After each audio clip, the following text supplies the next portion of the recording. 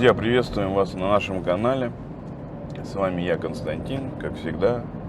Вот Лариса за рулем едет. Всем привет. С утра пораньше мы встали, как обычно. В общем, сегодня мы едем в деревушку Ирисос называется.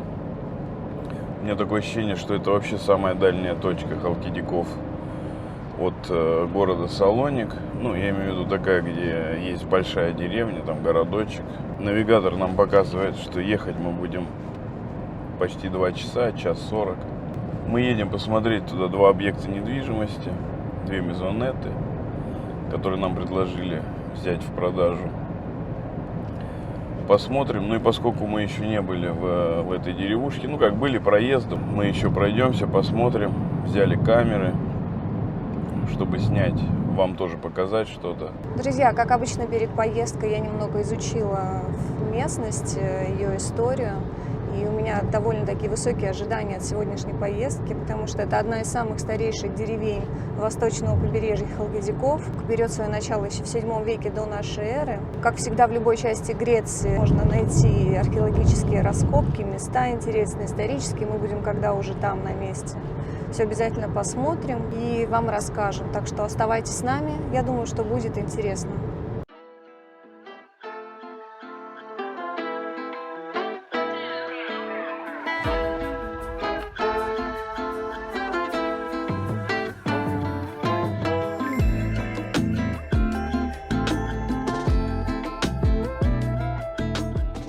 Мы выезжаем из Салоника, дорога сама по себе уже становится маленьким путешествием.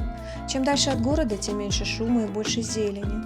Путь ведет нас вглубь Халкидиков, туда, где дороги становятся уже, а повороты все круче. Море остается где-то в стороне, лишь иногда мелькая вдалеке между холмами. Дорога петляет серпантином, а вокруг горы, сосны и совсем другие краски. Кажется, каждый новый поворот уводит нас все дальше от привычного. И все ближе к чему-то особенному, тише, спокойнее и словно скрытому от всего мира.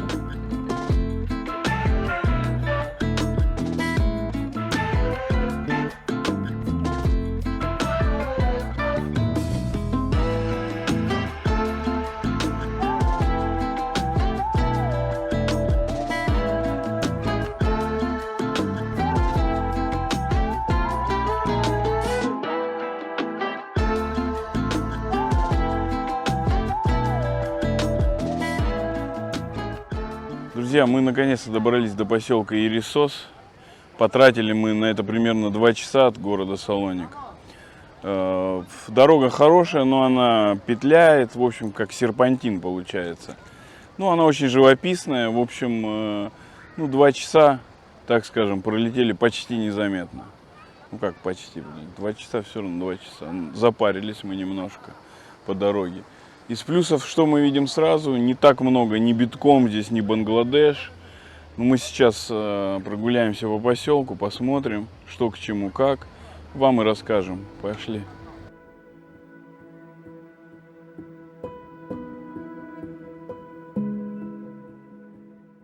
У Ирисос очень долгая история. Когда-то здесь был древний город Акантош, один из влиятельных центров Македонии. Но если пройтись по современным улочкам, старинных зданий вы не увидите. В 1932 году сильное землетрясение полностью разрушило поселение, и все пришлось строить заново. Зато сегодня город выглядит молодо и ухоженно. В центре стоит красивая церковь Святого Николая, ее особенно любят местные жители. Ну и я тоже не смогла пройти мимо. А вообще Ирисос – это теплый прибрежный городок. Спокойные улочки, уютная атмосфера, золотистый песок и море такой чистоты, что хочется остаться здесь подольше. Кажется, именно в таких местах лучше всего чувствуешь Халкидики.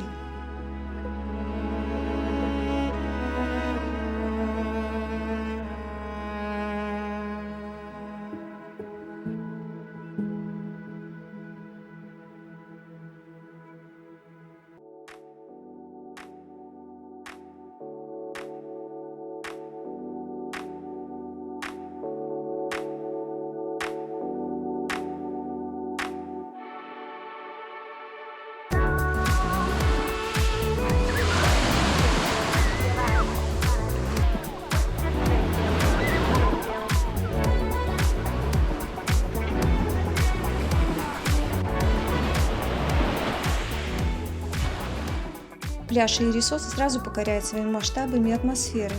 Почти 5 километров мягкого золотистого песка и невероятно чистое море. Не зря у него сразу 3 голубых флага за чистоту и безопасность. Море здесь спокойное, вход пологий, дно песчаное. Просто идеально для семей с детьми. И самое удивительное, даже в разгар сезона пляж остается просторным и свободным. Но больше всего меня впечатлила инфраструктура. Честно скажу, я давно не видела такого благоустроенного пляжа. Здесь есть все: удобные лежаки, душевые, кафе прямо у воды, зеленые зоны, где можно укрыться в тени, и даже оборудование для людей с ограниченными возможностями. Все сделано с душой и заботой о каждом.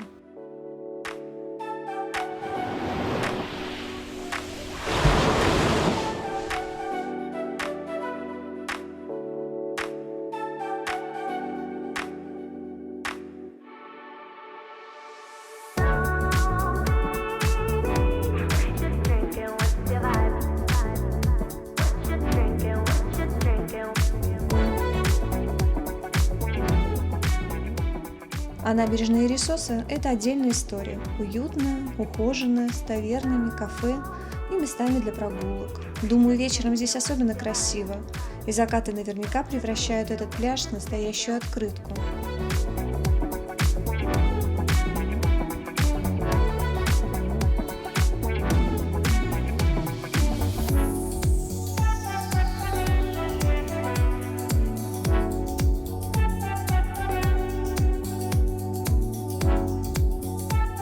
Как можно не влюбиться в такой вид?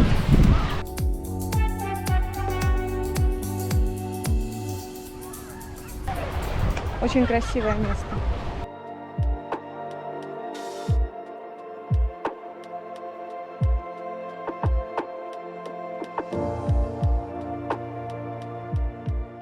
Всего в нескольких минутах ходьбы от современного Иерисоса на 3 холмах горы Стратонико скрываются руины древнего города Акантош. Он существовал еще в VII веке до нашей эры и был важным портовым и торговым центром. Считается, что именно он стал прародителем современного поселения. Сегодня можно пройтись по этим холмам и буквально прикоснуться к древности. К нему ведет такая тропинка. Я бы сказала, что до первых руин этого города идти совсем недалеко, буквально метров 100. Ну что, друзья, прикоснемся к истории.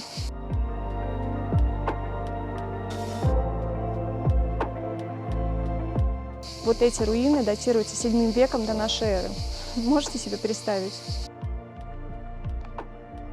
Руины раскинулись на огромной территории, почти 2 квадратных километра, где сохранились остатки улиц, домов, стен и храмов.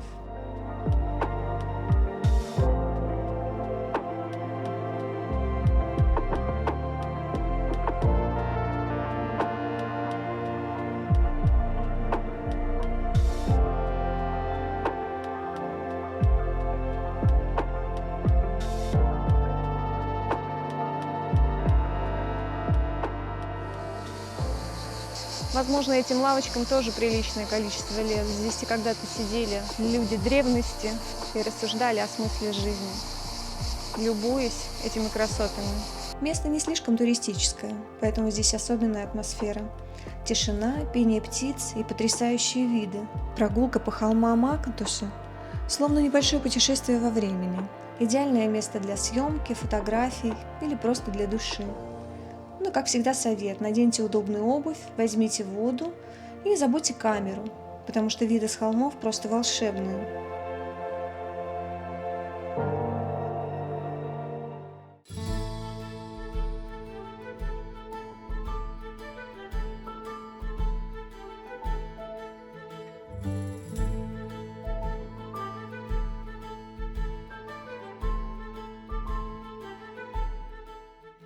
А еще поселок Иерисос – это морской дух Халкидиков. Здесь до сих пор чувствуется дух старых мастеров, великих судостроителей. Проезжая по дороге от Иерисоса до Неа-Рода, можно увидеть старые верфи, где они из поколения в поколение передавали свое мастерство. Это настоящая машина времени, место, где дерево превращалось в парусное чудо.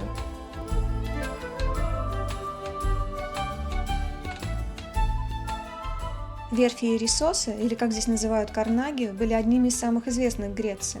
Прогуливаясь по этим старым верфям, ощущается, что каждый гвоздь и каждая доска хранят в себе историю. Мастера веками использовали древесину из ближайших лесов, легкую, прочную и гибкую. Благодаря этому каждое судно становилось настоящим чудом, готовым смело идти в море.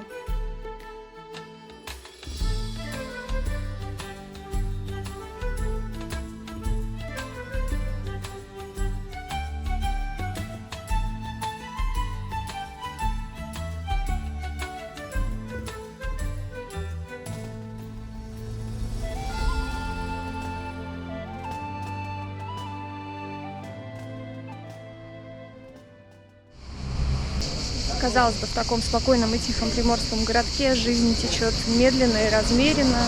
Чем можно тебя здесь удивить? Но есть место, где буквально вы за считанные минуты можете погрузиться в магическую атмосферу святого Афона. Это современное здание рядом с набережной, культурный центр Иерисоса. Здесь работает уникальный 3D-кинотеатр, где можно посмотреть погружающий фильм об Афоне, священном монашеском государстве, которое находится всего в нескольких километрах отсюда, но остается закрытым для большинства, особенно для женщин. Фильм сделан с разрешения монастырей и дает редкую возможность заглянуть внутрь, увидеть жизнь их, ритуалы, потрясающую природу. Это как виртуальное паломничество, без лодки и визы, но с полным эффектом присутствия. А после просмотра обязательно загляните в фотовыставку «Гора Афон. 1000 лет в 100 фотографиях». Это не просто снимки, это настоящая история, рассказанная через кадры. Древние фрески, лица монахов, рассветы над монастырями – все это очень впечатляет. Друзья, мы немного прогулялись по поселку и немножко подустали. Сейчас уже время обеда. Конечно, хочется что-нибудь перекусить. Друзья, в общем, время обедать. Мы не хотим никакие таверни, там час сидеть, пока заказ сделаешь, пока тебе приготовят, принесут. Мы сейчас идем в фастфуд, вот пита-гиру съедим вкусную и пойдем сразу на пляж, чтобы не томиться. Это, мне кажется, самый отличный обзор поселка и классный отдых. Пришел на пляж, упал, кофе пьешь, купаешься, кайфуешь, жизнь удалась. Вот это вот хождение не пойми где, зачем, непонятно. Пойдем, короче.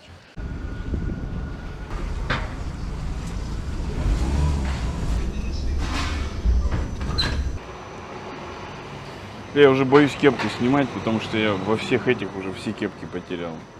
Я потом встаю и забываю, что я был в кепке. А кепка вот фирменная у нас, ПАОК. ПАОК — это футбольная команда Греции, в Салониках. Собственник этой команды Иван Савидис, наш соотечественник. В общем, наша команда. Гирос будем кушать. Ну, просто мы не хотим сейчас сидеть там долго все. Я уже хочу купаться, отдыхать, кофе пить. Ты лучше расскажи вообще, как твои впечатления вообще от этого поселка? Ну, вообще поселок, конечно, очень удивительный. Такие впечатления незабываемые он мне оставил. Удивительное море рядом, и таверни здесь, все. Первый раз такое видел в жизни. Хороший поселок. Сейчас мы еще этот пляж опробуем. Водичка как. Вроде ничего. Большой пляж, широкий. Народу не сказать, что прям битком, то есть не чувствуется народ. Тихое место, в принципе, без миллионов туристов. Единственное, что далеко, конечно, от цивилизации, от Салоник, от аэропорта. Конечно, далековато, 2 часа ехать. Ну, вообще, это очень малоизвестное такое место. Оно не очень туристическое. Здесь в основном отдыхают семьями. Ну, те, кто, наверное, первый раз здесь побывал, уже знают, что здесь не так многолюдно. И на самом деле здесь цены на жилье гораздо ниже, чем в основной части Халкидиков. Довольно бюджетный вариант. Здесь есть гостиницы, апартаменты. На берегу моря огромный кемпинг. Я сегодня там прогулялась. Там есть дворики, которые смотрят прямо на море. Прям первая линия. Ты выходишь, идешь, купаешься. В общем-то, очень приятное место.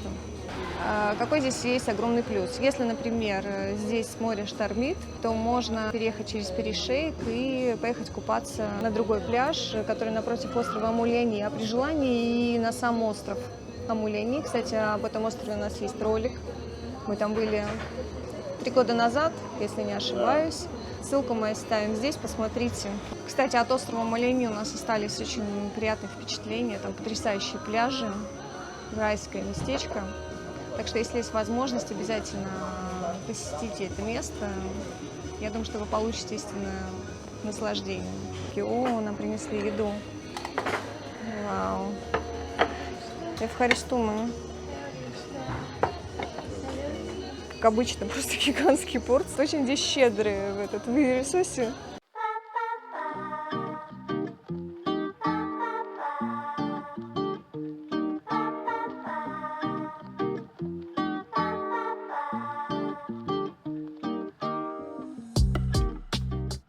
Друзья, мы уже переоделись. И, в общем-то, мы решили сэкономить, не пойти в бич-бар, а лечь рядом. Ну, чтобы у нас был доступ к холодному кофе, холодной воды. И не платить за эти, за зонтики, там, за всякие. У нас в багажнике все время вон зонтики, сиденья, все есть.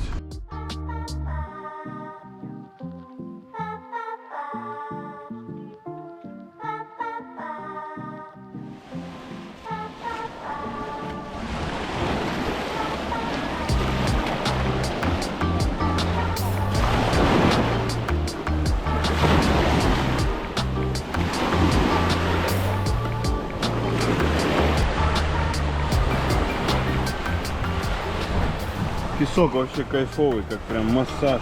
Такой крупный-крупный. И он не липнет к ногам. Супер.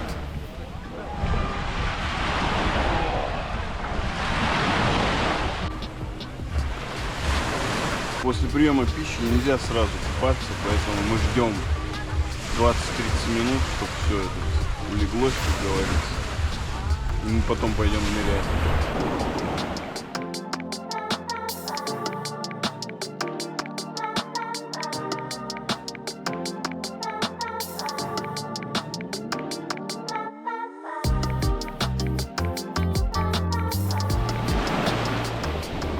Я взял Фреду эспрессо и бутылочку воды в бич-баре. Кофе здесь стоит 2,5 евро всего лишь. Ну и бутылочка воды 50 копеек, как обычно. В общем, цены как будто в Салониках. То есть как будто не туристическое место. Абсолютно демократичные цены. Меня прям поразило.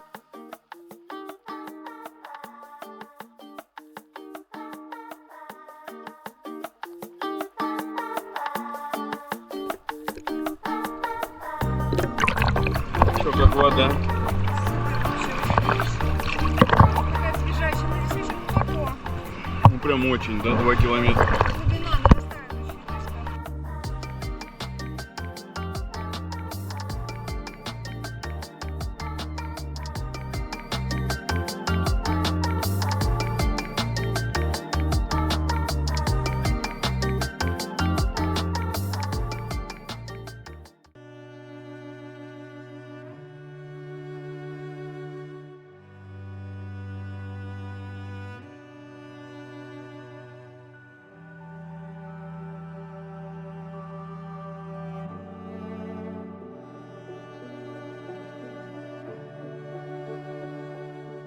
Когда оказываешься в Иерусосе, сразу видно, как местные бережно относятся к своим традициям, особенно к еде. Здесь делают один из самых вкусных и аутентичных греческих сыров на всем полуострове. Сыроварня Статури – семейное предприятие, настоящая легенда.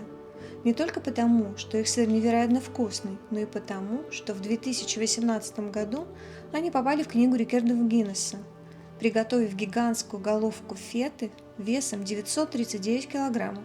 Этот рекорд стал символом мастерства и любви к традиции. Сегодня сыроварня – настоящий туристический магнит. Можно прийти на экскурсию, попробовать сыры, посмотреть процесс приготовления и даже взять с собой кусочек местного вкуса.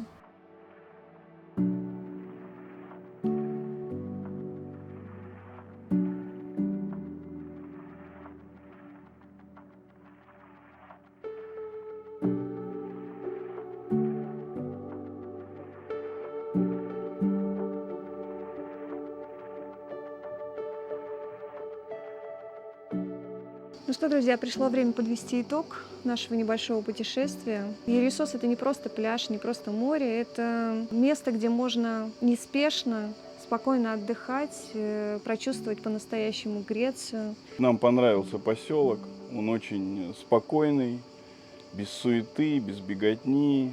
Друзья, если вы хотите больше узнать о таких особенных местах в Халкидиках, да не только в Халкидиках, но и по всей Греции, подписывайтесь на наш канал. Вас ждет еще очень много удивительных путешествий.